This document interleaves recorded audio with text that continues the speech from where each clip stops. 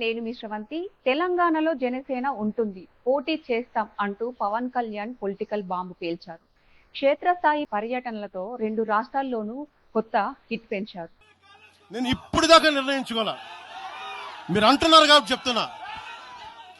తెలంగాణలో జనసేన ఉంటుంది, నేను పోటీ చేస్తా. నేను ఇప్పుడు దాకా ఎప్పుడు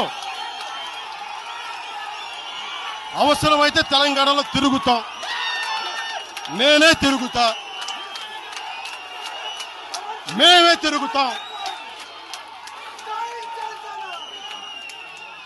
ప్రతి సమస్య మీద మాట్లాడతాం, ప్రతి అన్యాయాన్ని ఎదుర్కొంటాం.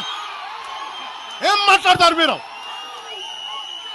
ఇది తెలంగాణ భారతదేశంలో అంతర్భాగం, మర్చిపోకండి. పవన్ వ్యూహం క్లియర్ గా అయిపోయింది. ఏపీకే పరిమితం అనే విమర్శలకు గట్టి కౌంటర్ ఇచ్చారు. మరి తెలంగాణలో జనసేన ఎంట్రీతో సమీకరణాలు ఎలా మారబోతున్నాయి? ఒంటరిగా పోరాడుతుందా, పొత్తులతో వెళ్తుందా? తాజా అప్డేట్స్ చూద్దాం.